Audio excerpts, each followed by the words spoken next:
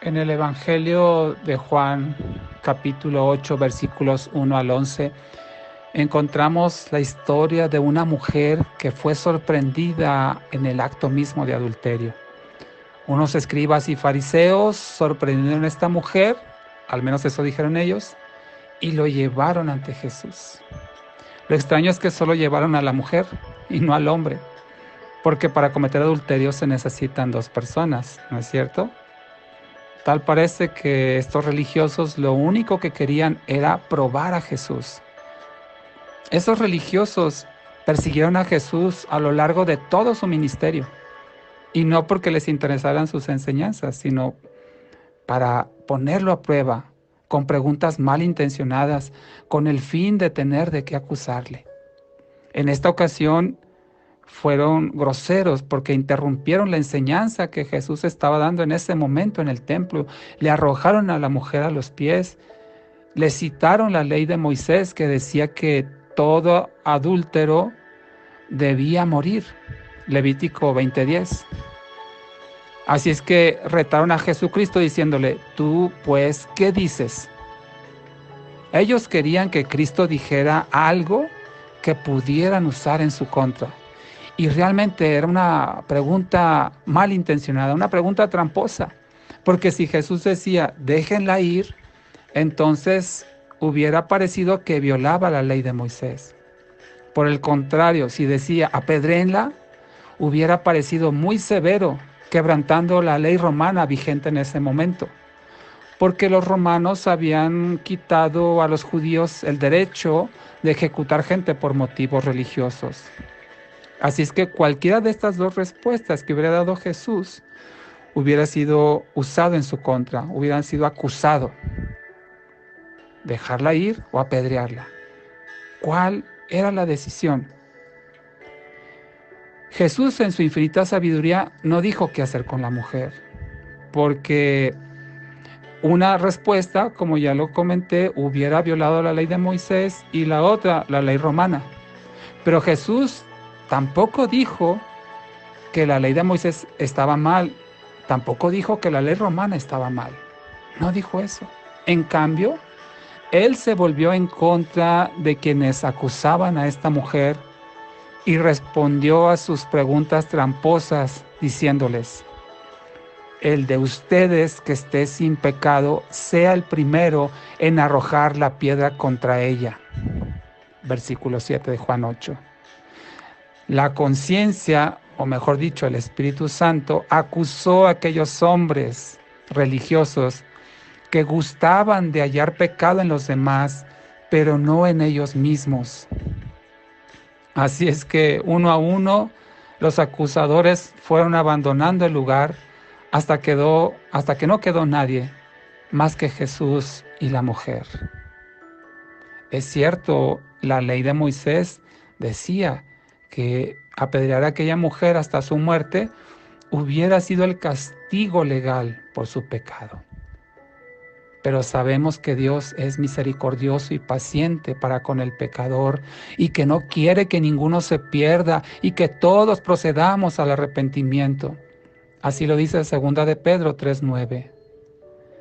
Si la respuesta inmediata de Dios al pecado del hombre fuera el castigo justo y merecido, ninguno de nosotros sobreviviría. Así es que demos gracias a Dios por su paciencia, por su misericordia. Ahora bien, Jesús no solo perdonó a la mujer cuando le dijo, ni yo te condeno, porque ¿dónde están los que te acusaban, mujer? Ella le dijo, todos se han ido. Le dijo, ni yo te condeno. Eso significa que Jesús perdonó a la mujer. Pero además de eso, le dio una exhortación. Le dijo, vete y desde ahora no peques más. Juan 8:11. Ese no te condeno y no peques más es misericordia acompañada de exhortación. Es perdonar y llamar a la persona a convertirse. Es volverse de una vida de pecado a una vida convertida a la santidad. Pero si somos honestos, esta exhortación de no peques más es imposible de cumplir, porque reconocemos que ninguno ha dejado de pecar, inclusive una vez que se ha convertido al cristianismo. No se puede dejar de pecar. Claro que ahora en Cristo nuestra actitud hacia el pecado es diferente a la que teníamos antes de Cristo. Antes nos deleitábamos en el pecado, procurábamos, perseguíamos el pecar.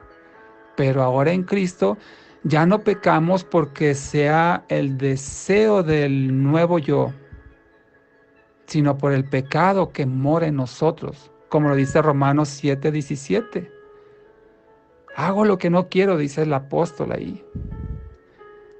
Porque con mi mente sirvo a Dios, pero con mi cuerpo sirvo al pecado. Entonces no es que querramos pecar nuestro nuevo yo, sino por el pecado que mora en nosotros, por la inclinación de nuestra carne a pecar. Así que es cierto, es inevitable que el pecado se siga manifestando aún en el creyente de alguna manera u otra. Entonces, ¿por qué Jesús le pidió a la mujer que hiciera algo que no podía cumplir? Es decir, el no pecar. ¿Por qué le pidió eso?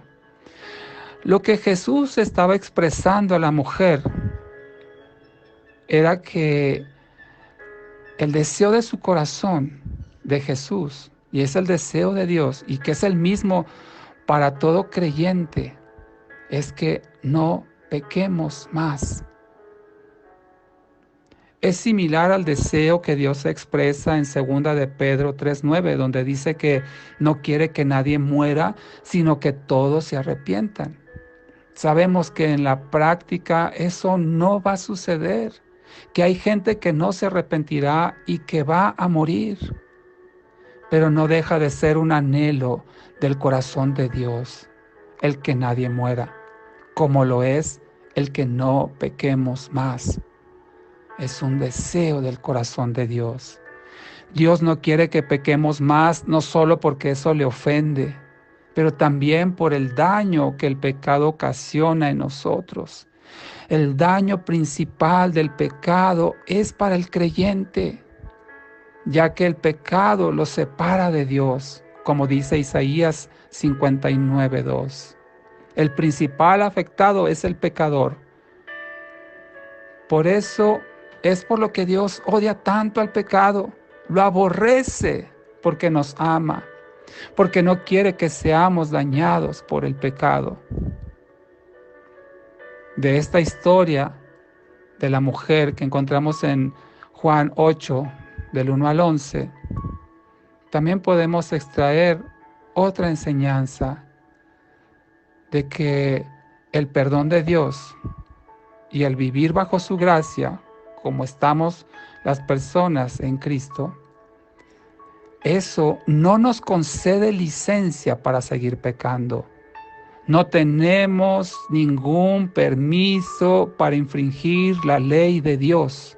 Al contrario, el verdadero creyente en Cristo desea por sobre todas las cosas ser obediente a Dios y cumplir sus mandamientos. Recordemos, la voluntad de Dios es que los cristianos no pequemos, que no quebrantemos sus mandamientos. Esa es la evidencia de una persona convertida, que busca cumplir con los mandamientos de Dios.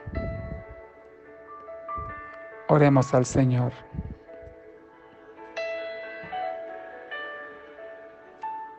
Amado Dios, gracias Padre por el perdón que nos has concedido a los que hemos puesto nuestra fe en ti, que hemos renunciado a nuestros pecados y que te hemos entregado nuestra vida, Señor.